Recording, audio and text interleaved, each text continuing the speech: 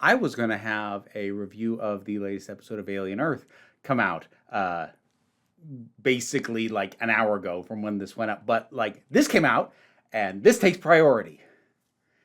Knights of Guinevere, the pilot episode. I was nervously excited about this. I say nervously just because it's hard for me to get unabashedly excited about something that I don't know how it's going to be yet. But this is the latest project that has the involvement of Dana Terrace, who was the creator of The Owl House. Now, she's not the sole creator of this, although you can see her fingerprints on a few things, especially in regards to some of the designs of the characters, like the eyes, the irises especially. Very Owl House in some ways. But this, can you tell I'm excited? Can you tell I'm kind of tittering right now? Oh my gosh, it was so freaking good. If you haven't seen it yet, like, okay, I guess caution for the material. There is cursing. Who cares? It is violent. Now, I don't think excessively or exploitationally or needlessly violent. I think the violence that we see, and we don't even see all of it. There's actually a fair amount of it that's implied, which is part of what I love about it already. There's quite a bit of restraint, even as it gives us some really gruesome and grotesque imagery. There's other instances of restraint, which means that when we get the grotesquerie, it is there because it is making a point, not just because they can get away with it. But yeah, there are some harsh images in this for sure. So if that is not your bag, or if that's something that's going to turn you off, yeah, maybe don't rush to it. As far as genre, we are dealing with dystopian. I might be leaping to a conclusion on that. I'm not sure we know enough about the world. I think it's quite possibly dystopian though. But we're dealing with a sci-fi setting with a very clear sort of two-tiered system. There is the park, which is this big, it appears to be floating resort.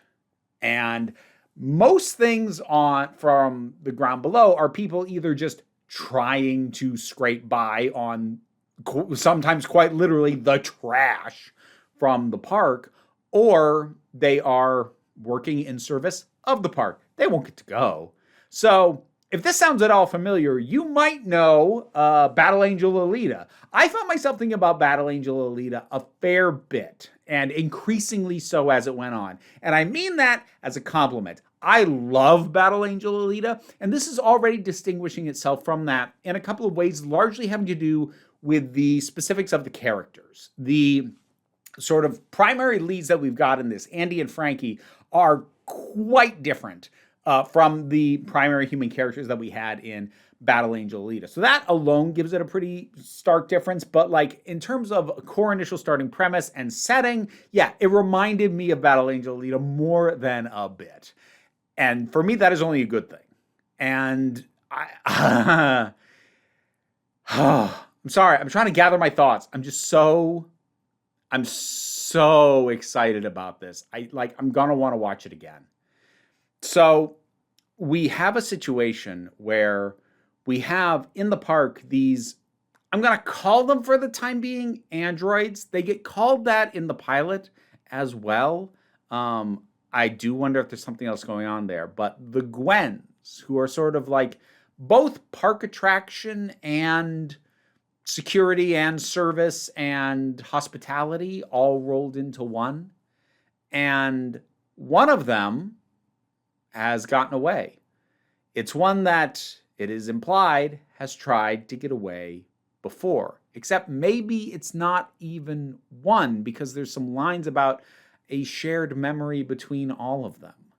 But like, to give you an idea of what I mean by the grotesquerie, this isn't necessarily a spoiler that I'm about to describe this imagery, because it's in the trailer and also happens fairly early on. So keeping in mind that the Gwens are androids, so like there's no blood in the sense of anything red or anything. But one of the first images we see is a slightly busted up Gwen who appears to bleed kind of a blue, and She is being yanked around by a misanthropic child by what visually would appear to look like her intestines.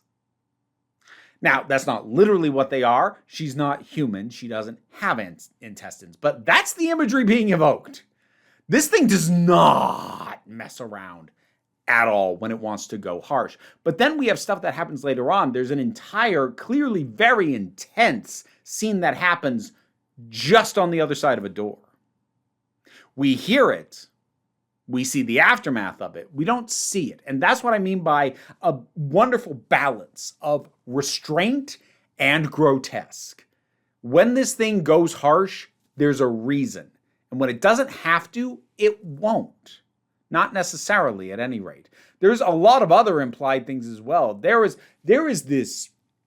I felt it was pretty subtle, but it also hit me like a brick when I realized it, because okay, I'm going to start just talking openly. Like, if that setting seems interesting to you at all, to sort of down on their luck a little bit, kind of in the ditch kind of characters find this busted up android from this much finer, more refined place, and they don't know where it came from or why they got their hands on it, but somebody wants it back, but they have it now. If that sounds interesting to you, and the grotesque nature of some of the imagery doesn't put you off, go check it out. I'm just going to start talking freely about it from this point. The moment when Scrappy, so was it Scrappy or Sparky? Sparky? It was Sparky. He sold Scrap. But in any case, he is Frankie's boss. And she's effectively stealing this busted up android from him because she found it, but she works for him, so it's going to be sold for scrap. And she and Andy are trying to sneak it out. And he stops him and he threatens her. And he said, I forget the exact line, but he says something along the lines of, I need to teach you again what happens when you are like this. And he pulls out a set of pliers. A set of pliers where the clamping bits are shaped a little bit like teeth. And suddenly the fact that Frankie is missing a tooth, which was just a visual detail of her as a character, suddenly had horrifying significance. It's so good. The visual storytelling, the trusting of the audience to pick up on this stuff is just so good. And clearly there's some stuff going on with Frankie because she will have these moments of, I'm saying she, I can't, I'm second guessing that because when like in the current setting, in the current day, she also gets called Franklin, but in the flashback to when they were children, she gets called Francesca, I think.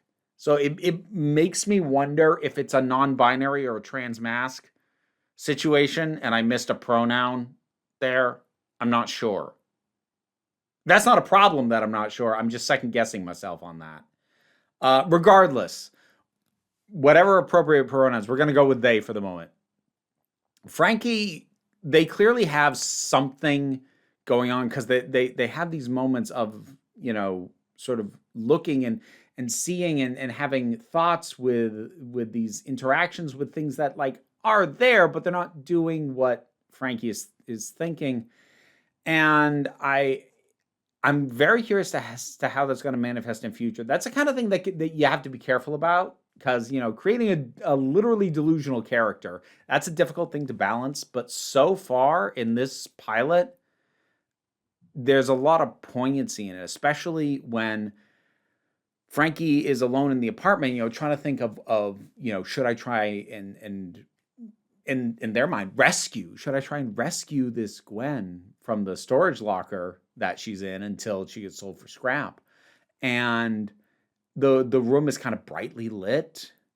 And then Andy comes back and it's just dark and gray, and the TV's busted and just showing static, and Frankie's just kind of staring at it. And there's so much, like, people who are really into parsing lore and really digging through every detail are going to feast on this episode, on this show.